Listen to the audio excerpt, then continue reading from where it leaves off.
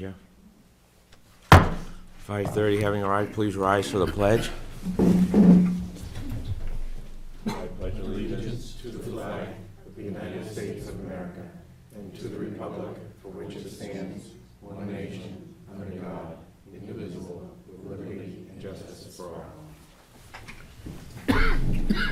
Thank you all for coming this evening. We're going to start off with the Town of Deerfield public hearing. I'll read the notice before we start our regular meeting. The Board of Selectmen will hold a public hearing in accordance with RSA 3195B on Monday, February 18th at 5:30 p.m. The hearing shall be held for the purpose of discussing the operation of Keno in the Town of Deerfield, as the question will be on the official ballot.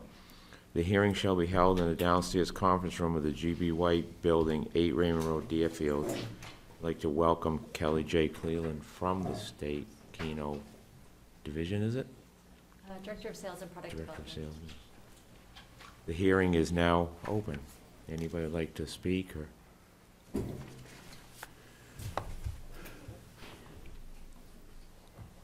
Okay, ladies. Any questions for Kelly?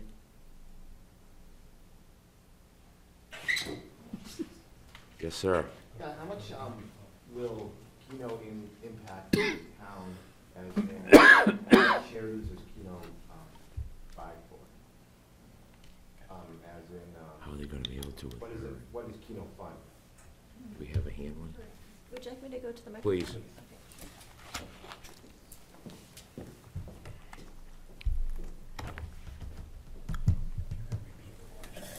Could you repeat the question? What does Keno fund, like, In town. in town? What benefits does the town get from having Keno in it? So the way, good evening, Kelly J. Cleland, Director of Sales and Product Development with the New Hampshire Lottery. Keno funds kindergarten. That's the way the legislation was originally crafted. So for the town, for the locations, you have 2 locations that could be eligible, one of which has a bar, so we have to assess each location individually. For the one location that would be eligible at this point, 8% of all Keno sales are retained by the location. So there's an 8% commission on Keno. Other lottery games are also able to be sold. And for those games, it's a 5% commission. And then there's a double bonus program. So if traditional lottery products, not including Keno, they have an increase in sales year over year, then there's an additional 5% that they receive. If there's a $10,000 or more winner with anybody who plays Keno or any other draw-based game, Powerball, Mega Millions, Fast Play, Megabucks, then 1% of the total jackpot is retained by the location as well. That's up to $75,000. Other things that we have seen in locations, we've done an economic study impact for all the locations that exist with Keno right now. Statewide, we have about 170 this time of year, about 160 locations, some are seasonal. And those locations, we've had reports of increased beer, food, wine, beverage sales. They've had to hire additional staff. We've seen some great things happen from that. And of course, there's also tips that happen for the staff as well. So if somebody wins in Keno, oftentimes the bartender or wait staff are tipped. And it's just it's a good way to increase revenues within a location. Thank you. You're welcome. Anybody else from where it might be going? Maddie? Have there been any pros and cons from these sites now doing it? We honestly have not seen anything negative occur from Keno. It's a very benign game. Often if you are in a location, you may not even realize that it's happening. There's no sound to it, no noise. It's just a TV monitor in the corner showing the draws. And there's a self-service machine where a person can go up and touch the screen to receive their tickets. Or they can go up to the bartender and receive their ticket that way. The pros are that it's helpful to the location, so that the location that you have here in town, rather than them going to Manchester, Hooksett, or other communities nearby, and there are a lot of towns around here that have Keno on the ballot, rather than them going elsewhere, they stay here. So it's nice to support the local economy. Great. Yes, Maddie? Are there any parking issues? I know seems to currently have some limited parking. Hmm. Is that going to be an issue? We really need to keep this to the Keno meeting, not Okay. that, please. Oh, But you can ask the Lion after. Yeah, well, That's why they're here. So we want this, we want it out in the open, so whatever. Any others for the, Mr. Chairman, yes, sir. I note in the statute that it's, Keno is limited to only those establishments that have a liquor license. Is there, what was the rationale by the legislature just limiting it to those types of establishments? I don't exactly know what the rationale was. I believe that they wanted to restrict Keno to adult establishments. And for that reason, not only does it have to be do they have to have a pouring liquor license, but it also has to have a bar. So we have to go in and assess each location individually beyond what their liquor license is to see if they have the right layout to keep Keno from being in straight family establishments. Okay. Good point. Cindy, any questions? Jeff? Yeah, how's the revenues going right now for Keno in general?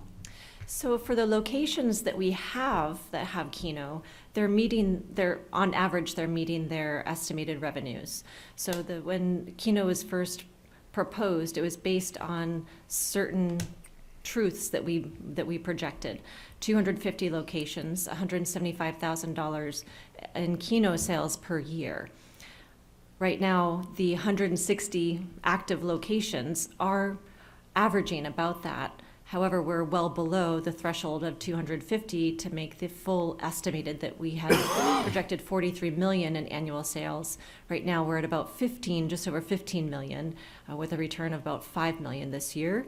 So we're far short of the goal, and it's not for a lack of effort, but we have to get local adoption by each town and each city. So people like me from the lottery come out to the cities and towns to try and pass it. And we're in an interesting predicament because we're by law not allowed to push the vote. We're just allowed to educate people on what Keno is. Thank you. Any other questions from the floor? Comments? March 12th, we'll be voting on it. If none, we'll close the public hearing. Thank you. Coming in. Thank you. Thank you, dear. Good evening.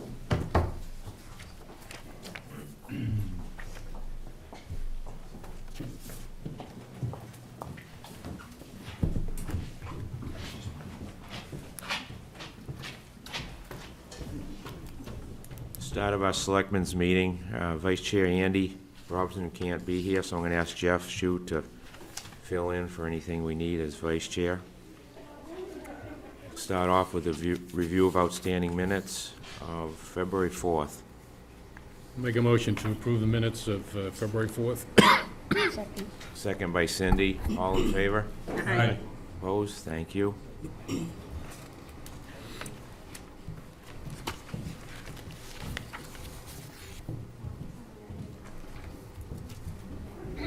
We have one accounts payable for $70,274.07. Make a motion to approve the accounts payable. Second? Motion by Fred, second by Jeff. All in favor? Aye. Opposed? Unanimous. Thank you.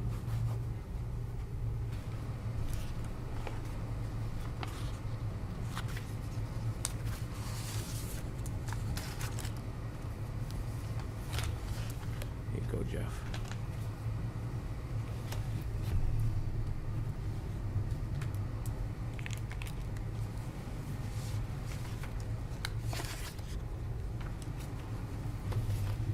This just needs to be read.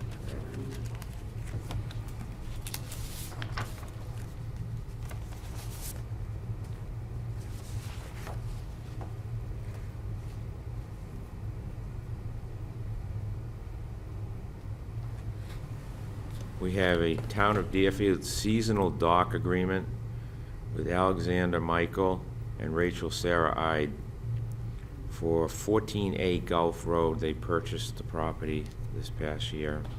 looking for a seasonal dock agreement. You need a motion for that? Yes. I make a motion, we do the seasonal dock. Second? Motion by Jeff, second by Fred. Any questions? All in favor? Aye. Opposed? Thank you.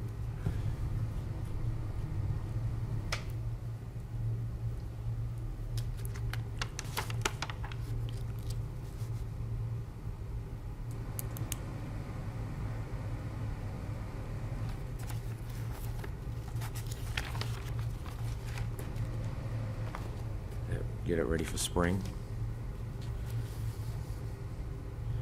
On 2/11/19, we had a payroll manifest of $64,489.80 with a net payroll of $50,872.88, signed by 3 selectmen on the 8th.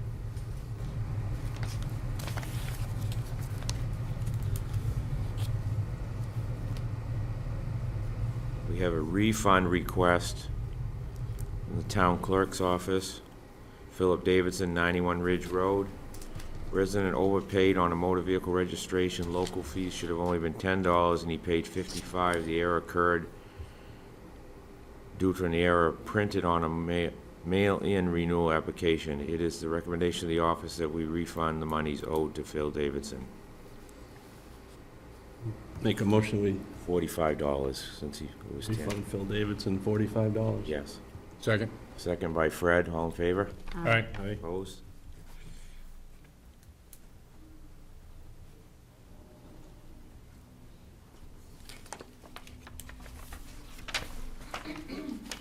Another one from the town clerk, for Serenity Homes, Inc., Deerfield, $546. Serenity Homes is requesting a refund for a motor vehicle that was totaled the day after they registered. They received a refund for the state portion and now are seeking refund for the town portion. How much is it? $546. So moved. Second? Second by Fred. All in favor? Aye. Opposed? None. Thank you. Bummer. Day after. Hope they're all right.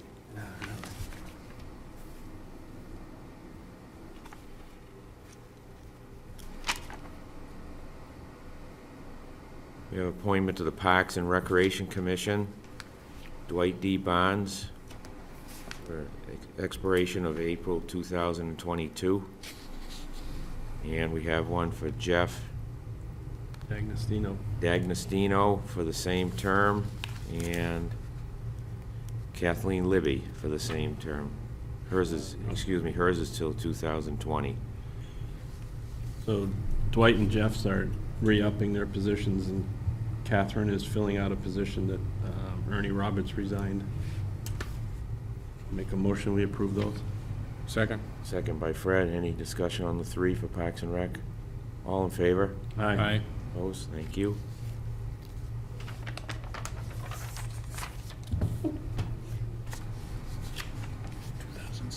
Pickup truck. Total.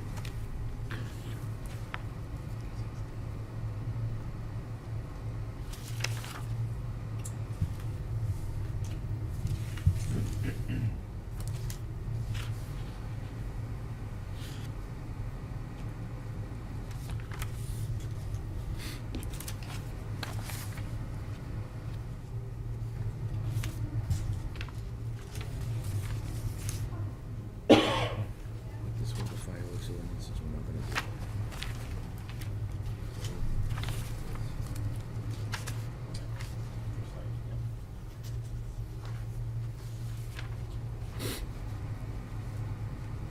That concludes the signatures. Town administrators report.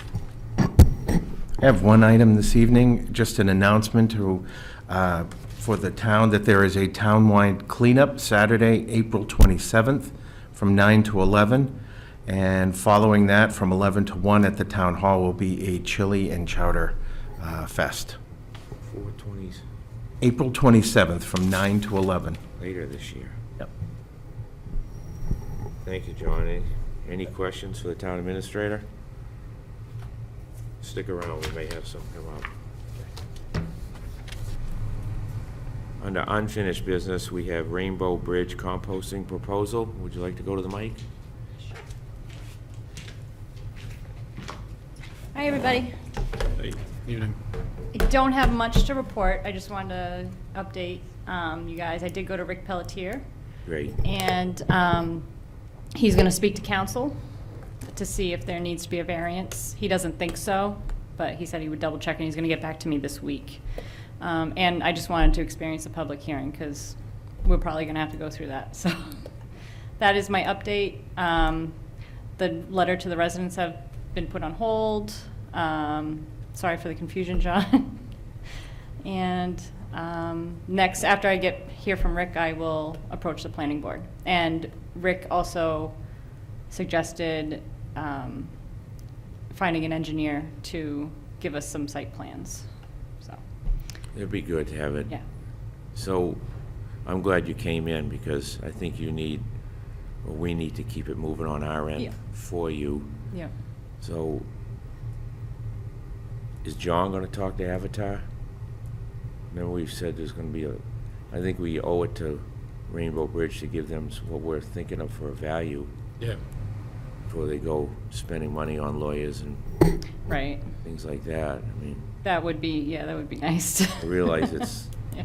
next to the landfill as far as property value, but I just think we're not doing our part if we don't get that to you. Okay.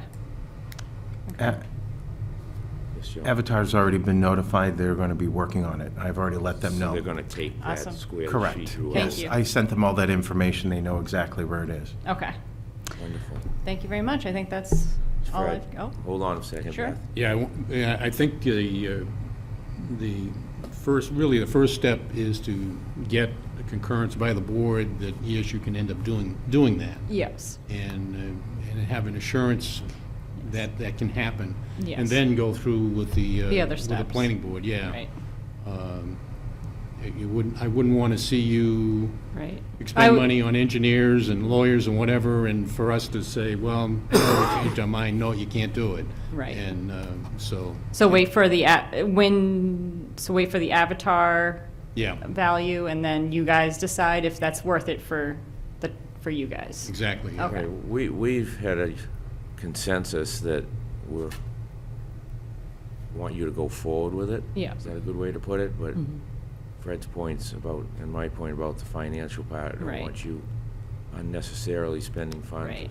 of your own. Oh, no, I wouldn't pursue paying for engineering unless I knew what we would be, if making sure everything was all set on this end, and we were okay with the price on the Right. land, so. So should we notify her as soon as we hear from Avatar and have her come back in? Yeah, I think so. Okay. Yeah, John, All right with you, Beth? Yeah, that's great. Aaron? Yep. All right. Thank you for coming in. Thank you. You bet. We're gonna put the fireworks ordinance on hold till we hopefully have a full board.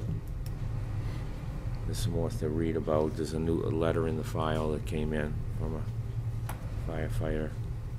Do our homework. New business or other business? Fred? oh, driving by the outdoor boiler that's located, Oh, yeah. and I was wondering if the state is the agency that does the enforcement. The town doesn't do anything with regard to that. I was wondering if the building inspector had contacted the state for them to follow up on that. I'm not aware of it, I can Okay. check. He'd want to contact Mark Ledgard, the Air Resources Division. Lead guard? Ledgard, yeah. It's amazing how low that smoke stays. Oh, yeah. I mean, it comes out of the pipe and it's horizontal. There's no, like the Bull Power Plant going up. Right. And depending upon whether it's a phase of stage 1 or stage 2,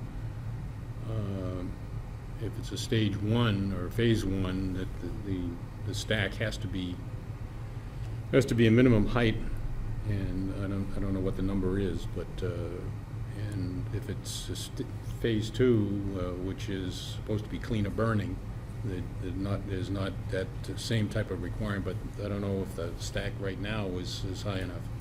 So you'll check with Rick to see if he's checked with the state? Yes. Okay. Anything else, Fred? Nope.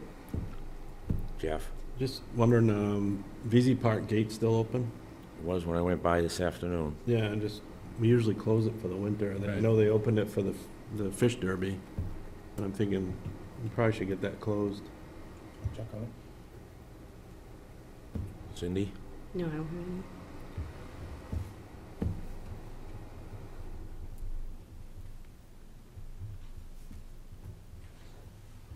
You want to speak before citizens' comments?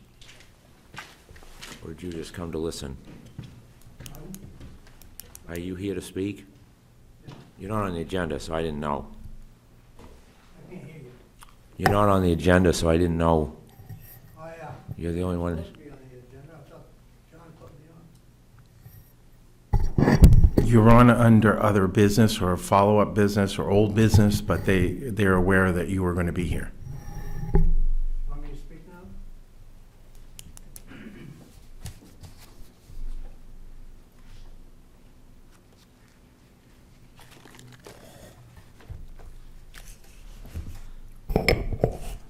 On January 14th, you had a meeting, Name and address, please. Paul Aslin, 2 Blue Heron Lane, Deerfield, New Hampshire. Thanks, Paul. So on the 14th, you had a meeting, and you had bids for doing the alarm service in the Deerfield Town buildings. However, not all the information was presented to make a rational decision on these, on this award.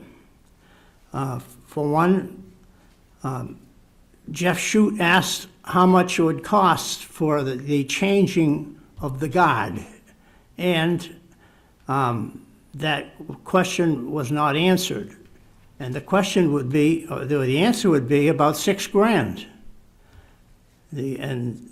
For that, there's the contracts that I had with the town. There's an early termination, and there's equipment replacement. I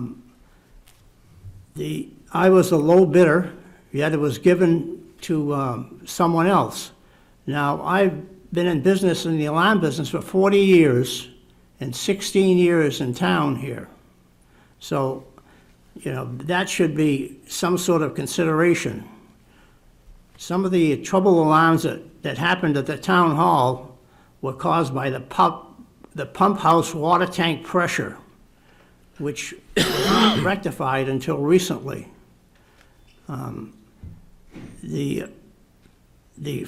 When it did rectify the trouble alarms on the pump station, the phone line was down in the town hall, and that's why it did not report. However, I did have a radio unit in there that would report an actual alarm. But an actual alarm did not go off. It's just the trouble went off. I think the board should revisit this award. Therefore, that's what I'm looking for, because I have the experience and I have the longevity in town. And just like, you know, that's basically it. I don't know why the board did not, you know, take in consideration these items. That's it. Stay right there in case there's some questions. Cindy? Do we have a copy of the contract or the agreement? You did. It was handed to you when the bids were reviewed. The one we signed that he's talking about? There's multiple years of contracts. They all have the same language. Fred? I wasn't here at the time, so I can't,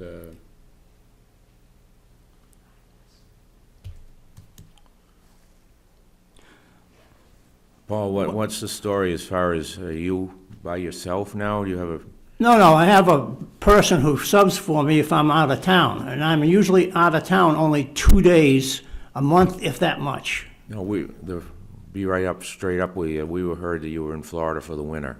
No. No, that's a negative. Okay. I mean, that needs to get cleared up. Yeah, I noticed that you had mentioned something about me being in Florida, but that's not the case. I do have a house down there. I rent it to somebody else during the winter season because that's the prime season. So if I go down there, it's only 2 days a month. You're entitled to that. Anything else, Jeff? Not right now. Should we wait till Andy's here and we'll bring this up and just, In fact, Andy had suggested that we wait until we have a full board. I think we should have a full board. Procedurally, what we'd have to do is somebody on the prevailing side would have to take and request a move to reconsideration. And as I mentioned in the previous meeting, I wasn't here for that meeting, so I can't partake in that. But it could be involved afterwards for the reevaluation, if in fact we do go that route. Is there anything else, Paul, you want, so it's on in the minutes before we?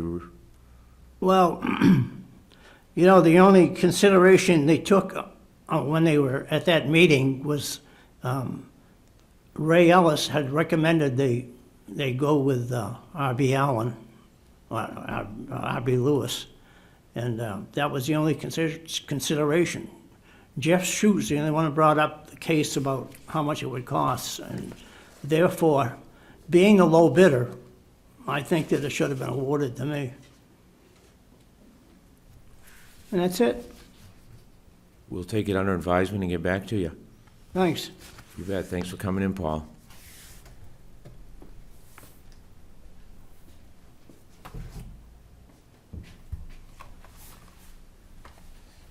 Any other business before we go to citizens' comments? Nope, not for me. Citizens' comments, if there are any? The only question I have is, did we go out for bid? Yes.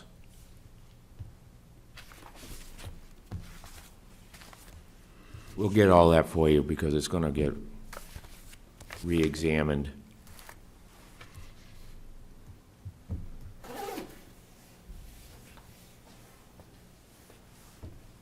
I will say I was here when he did, put it in. Okay. But we met up in the other, where the police station is. Fred, motion. Oh, okay. Make a motion to adjourn.